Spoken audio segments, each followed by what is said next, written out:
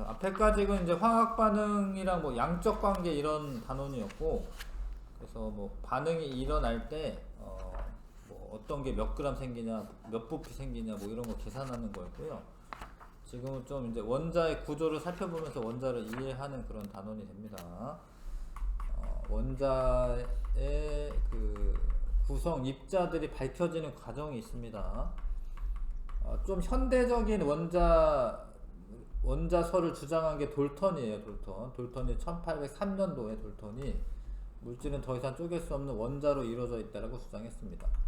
근데 이 돌턴 전에 질량 보존 법칙하고 일정 성분비 법칙 이런 것들이 있었어요.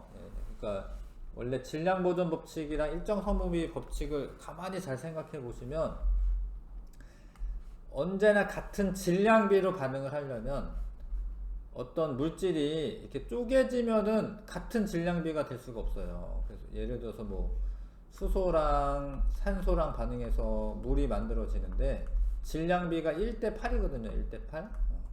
근데 만약에 수소라고 하는 애나 산소라고 하는 애가 어떻게 쪼개지면은 어쩌다가 1.5대 뭐 8 이렇게 반응할 수도 있고, 뭐 1.2대 8 이렇게 반응할 수도 있고, 이런데 쪼개지지 않아야지만 언제나 질량비가 1대 8이 되는 거야. 이게 쪼개지면 안 돼요. 쪼개지면은 질량비가 달라질 수가 있기 때문에.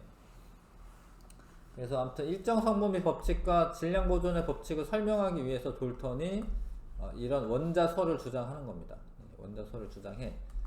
근데 쪼개지지 않는 입자라고 했는데 한 100년 정도 지나고 나니까 이렇게 실험을 통해서 전자 내부의 물질들을 알게 됩니다.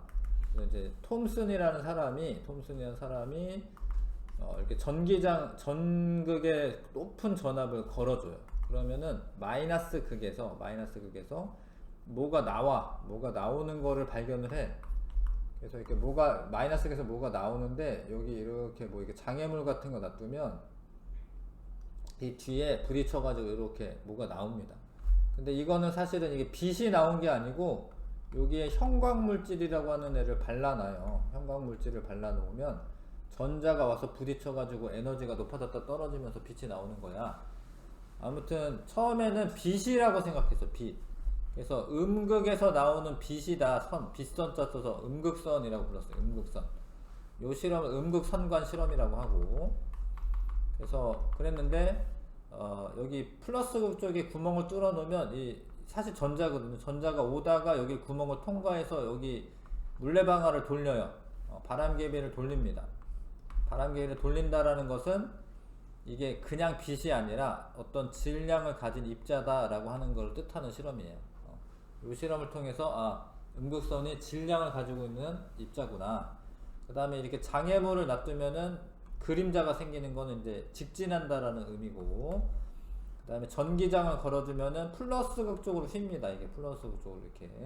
그럼 얘는 음전하를 띠고 있다라는 걸 알 수가 있고, 이거는 이제 자기장 내에서 휘는 건데, 자기장 내에서 이쪽 방향으로 휘려면 음전하를 띠고 있어야 됩니다. 왜냐하면 전자가 이렇게 지나가면은 전류는 이렇게 가는 거거든. 전류. 그래서 N에서 S로 자기장이 있고 전류의 방향이 이쪽이면은 힘을 아래쪽으로 받아요. 오른손 펴가지고 네 손가락 자기장 방향으로 놔두고 전자가 이렇게 가면 전류는 반대 방향이거든요. 전류 반대 방향으로 엄지손가락 놔두시면 손바닥이 아래를 향하잖아요. 그리고 아래로 휩니다. 그래서 요것도 마이너스 전하를 띠고 있다라는 뜻입니다. 이게 세 번째, 네 번째 실험은 음전하를 띠고 있다. 전하를 띠는데 음전하를 띠고 있다. 그래서 이제 톰슨이 이제 결론을 낸 것은 이거는 원자 내에 있는 마이너스 전하를 띠는 입자다. 마이너스 전하를 띠는 작은 입자. 그래서 그거를 전자라고 부릅니다. 맨 처음에는 음극선이다라고 부르다가 요 이제 전자를 발견한 겁니다.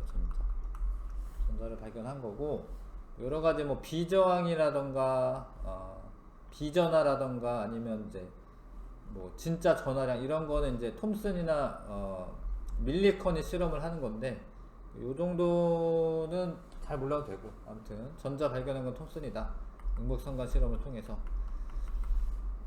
읽어두시면 좋아요. 뭐 예전에 뭐 화학 올림피아드나 뭐 그런 데서는 이런 문제가 나오는데 그냥 읽어두시면 좋겠고. 자, 그래서 전자 발견했어요. 그 다음에 골트슈타인이라고 하는 사람이 플러스극에서 나오는 뭘 발견해? 플러스극. 플러스극에서는 양성자가 튀어나올 수 있습니다. 양성자가. 이거 양극선이라고 불렀는데 이게 나중에는 이게 양성자다. 양성자라고 하는 걸 밝히는 거는 러더퍼드라고 하는 사람이 합니다. 러더퍼드가. 아무튼 양성자의 흐름 이거를 처음 발견한 사람은 골트슈타인이고, 러더퍼드는 이제 알파 입자 산란 실험이라는 걸 해요. 알파 입자라는 거는 이거는 원래 헬륨의 원자 핵이에요. 헬륨의 원자 핵, 알파 입자가. 근데 이게 어떤 방사성 동위원소를 납상자에 넣고 기다리면 얘가 방사성 동위원소가 붕괴하면서 헬륨 원자핵이 튀어나와요. 근데 이거를 되게 얇은 금박, 금은 전성이 커가지고 막 두들기면 되게 얇아지거든요. 엄청. 그래서 그 얇은 금박에다가 알파 입자를 쏩니다.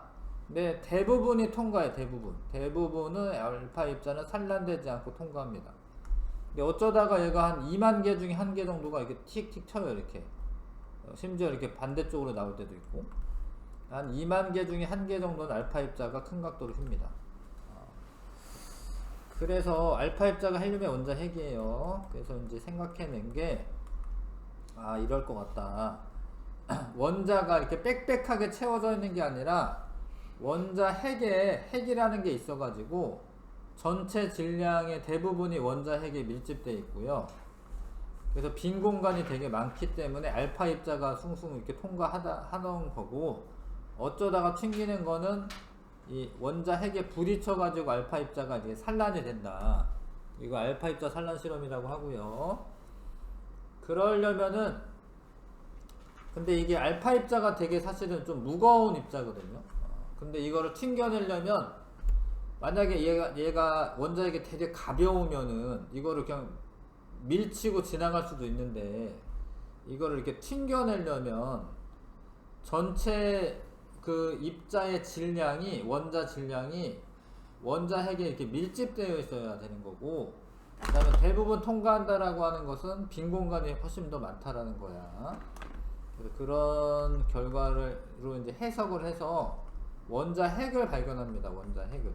러더퍼드는 원자 핵을 발견했다. 원자 핵이 근데 상상보다 훨씬 작아요. 원래 원자의 크기가 10의 마이너스 10승 미터 정도 되는데, 원자핵의 크기는 10의 마이너스 15승 미터야. 이게 몇 배 차이가 나느냐면 이제 10의 마이너스 5승배 차이가 나는 거예요. 그러니까 반지름으로 얘가 한 10만 배 작은 건데, 반지름으로 10만 배 작은 거는 부피비로 따지자면은 10의 마이너스 5승의 세제곱이니까 10의 마이너스 15승배만큼 작은 거예요. 하여튼 엄청 작은 건데, 크기를 예를 들어서 원자의 크기를 한 200m 정도 되는 반지름의 야구장이나, 이거는 이제 야구장은 아니지만 이거는 이제 잠실운동장이죠. 그때 잠실운동장이죠. 거기 잠실운동장을 한 200m 정도 크기라고 하면은 이거의 10의 마이너스 5승배가 되면 하나, 둘, 셋, 넷, 5점, 여기 점 찍어야 되고요. 그럼 이거를 센티미터, 밀리미터로 바꾸면은, 센티미터면은 공 2개 붙여야 되죠. 2만 센티미터인데 밀리미터로 바꾸면 공 하나 더 붙이죠. 요만큼인데 그거의 10의 마이너스 5승배. 하나, 둘, 셋, 넷, 5. 그래서 원자 핵의 크기는 한 2mm 정도 되는 거예요. 2mm. 원자가 이만한데 원자핵이 개미만한 거예요. 그럼 나머지 다 빈 공간이야. 나머지 빈 공간. 빈 공간이 이렇게 많다. 그런 원자 핵을 발견한 게 러더퍼드고, 러더퍼드는 이제 업적이 많은데 아무튼 이런 거 발견했고, 그 다음에 골트슈타인이 양극선이라고 하는 거를 발견한 거를, 걔가 양성자다라고 하는 걸 밝히는 것도 러더퍼드고, 그 다음에 러더퍼드는 중성자 발견을 또 예언을 합니다. 중성자를 예언을 하는데, 중성자는 원래 전하가 없으니까 얘가 있는지 없는지 잘 모르거든요. 잘 모르는 경우가 많은데, 양성자가 수소의 원자핵이 양성자입니다. 수소 원자핵이 전하량이 1.6 곱하기 10의 마이너스 19쿨롱인데요. 헬륨의 원자핵은 2배입니다. 그럼 양성자가 2개 있다라는 건데 질량은 또 4배예요. 4배. 그러려면은 질량은 가지는데 전하는 안 갖는 물질이 있어야 됩니다. 그거를 이제 중성자가 있다. 그러니까 중성자를 예언을 해요. 중성자는 근데 러더퍼드의 제자인 체드윅이라고 하는 사람이 발견하게 됩니다. 알파 입자를 베릴륨 박판에 충돌시켰을 때 전하를 띠지 않는 입자가 방출되는 것을 발견하고 이거를 중성자라고 합니다. 그래서 이렇게 해서 원자를 구성하는 입자가 다 밝혀졌어요. 전자는 톰슨, 원자핵은 러더퍼드, 양성자는 골트슈타인, 체드윅은 중성자. 근데 원자핵에는 양성자와 중성자가 이제 결합하고 있는 구조고 그 원자핵 주위를 전자가 돌고 있죠. 이런 걸 다 밝혀냈습니다. 양성자는 기호를 이제 프로톤, 이제 뉴트론은 이제 중성자, 일렉트론은 이제 전자 이런 기호를 쓰고요. 전자와 양성자는 전하량이 똑같습니다. 근데 하나는 플러스 하나는 마이너스고 질량은 양성자와 중성자는 비슷해요. 근데 중성자가 약간 많죠. 약간 많긴 한데 비슷합니다. 전자는 되게 작아요. 이 둘에 비해서 한 1837분의 1밖에 안 됩니다. 전자는. 이거는 두 개는 질량이 전자보다 한 1800 더 무거우니까 질량 수를 셀 때 전자는 포함하지 않습니다. 양성자 수 더하기 중성자 수를 하고요. 그 다음에 이제 여기까지만 이제 화학에서는 좀 알면 되고, 근데 이거를 충돌시켜서 핵분열이 아니라 이거를 붕괴를 시키면은 얘가 쿼크라고 하는 게 또 나옵니다. 쿼크. 양성자 중성자는 쿼크로 돼 있어요. 네. 쿼크는 이제 6가지 쿼크가 있습니다.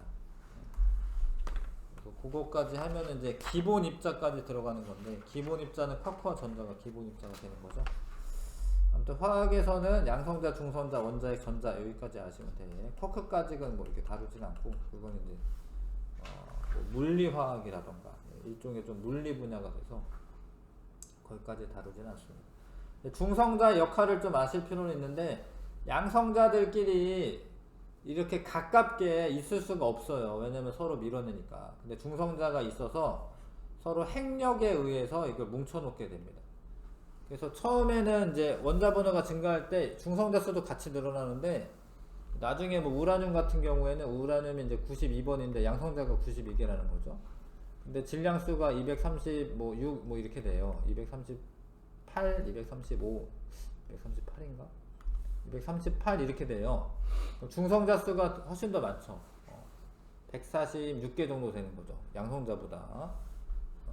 왜냐면 이제 원자 번호가 증가하면 양성자 수가 많아지니까 중성자가 더 많이 필요하게 됩니다. 그래서 원자 번호는 양성자 수랑 같다. 양성자 수랑 같은 거고, 중성 원자의 경우에 양성자 수와 전자 수가 같고요. 중성자는 이제 질량수에서 양성자수 빼면 되는데,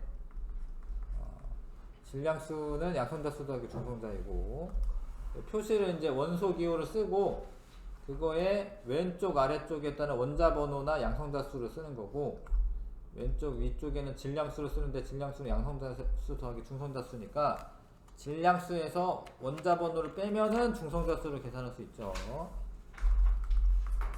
자, 그래서 이제 양성자 수가 똑같으면 화학적 성질이 같은데, 중성자가 하나나 두 개 붙으면서 뭐 물리적인 특징, 뭐 밀도라던가 질량 이런 게 달라질 수 있고, 근데 이제 양성자가 하나씩 있는 거니까 전자를 하나만 잡아당깁니다. 그런 거는 화학적 성질은 동일하다 이렇게 보시면 되고, 요런 원소들을 동위원소다라고 하죠. 동위원소. 그래서 이제 양성자가 하나인 애들은 수소인데, 그 중에 질량수가 1이네, 2이네, 3이네 이렇게 있는 거죠. 그 다음에 탄소도 마찬가지로 질량수가 이렇게 달라서 동위원소들이 존재를 합니다. 근데 이거를 이제 존재 비율을 고려해서 100분의 존재 비율 곱하기 이 원자량 해가지고 다 더하면 평균 값을 구할 수가 있는데, 평균 원자량이 수소는 1.008이고요. 탄소는 12.011 이렇게 됩니다.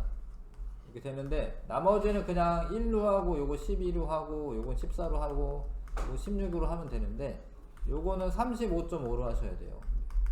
왜냐면 얘가 한 25% 가까이가 37이어 가지고 그거는 무시할 수 있는 값이 아닙니다. 저거는. 그래서 염소 같은 경우에는 35.5로 평균 원자량을 계산하셔야 되고, 옛날에 텔레비전이 브라운관 TV라고 해서요 요런 텔레비전 썼어요.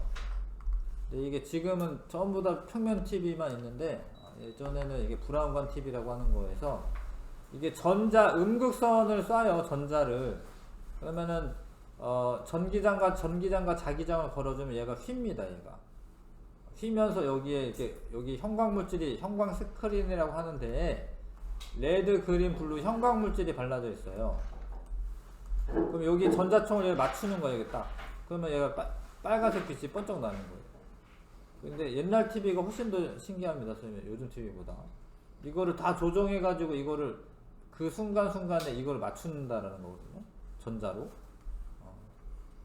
희한하죠. 그러면서 이렇게 번쩍번쩍 하는 게 이렇게 화면으로 연결된다라는 건데, 아무튼 이게 이제 음극성관 실험에서 나온 거고, 전자를 이제 조절할 수가 있습니다. 어느 쪽 방향으로. 이거는 이제 밀리컨의 기름방울 실험이라고 하는 건데, 이거를 통해서 전자의 전하량을 알 수가 있습니다. 전하량. 1.6 곱하기 10의 마이너스 19쿨롱 이걸 알 수가 있습니다. 이런 거는 이제 너무 심한 개념이라 잘은 몰라도 되고요. 넘어갈게요. 147쪽에 자, 전자를 발견했고 마이너스 극에서부터 나옵니다. 음극선이라고 불렀고 처음에는 이 입자를 전자라고 합니다.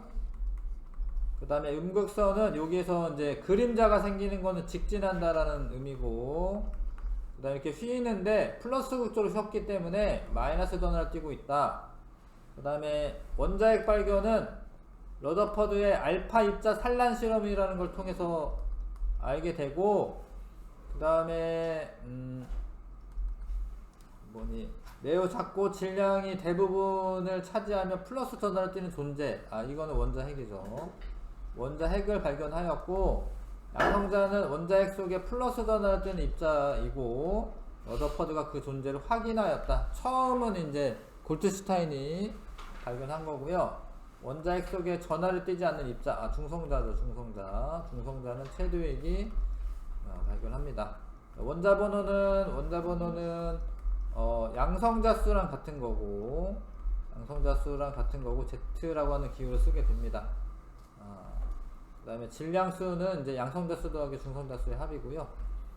여기에 질량수, 여기 원자 번호, 여기는 전하, 마이너스 음전하 이런 거 쓰는 거죠. 전하량 플러스 마이너스 이온 같은 거 쓸 때 여기는 원자수 쓰는 거가 됩니다. 동위원소 양성자 수는 같지만, 그럼 이제 양성자 수가 같으면 원자 번호도 같은 거예요. 중성자 수가 달라서 질량이 다른 원소를 동위원소라고 한다. 수소, 중수소, 삼중수소 이런 게 있고, 평균 원자량을 이용해서 평균값을 적어 놓습니다. 평균값을 적어놔요. 주기율표에는 평균값이 적혀 있습니다. 개념 기본 문제도 좀 숙제로 내줘야 될 것 같아요. 148에서 149쪽 여기 숙제를 할게요. 수고했습니다. 프린트 숙제 있고.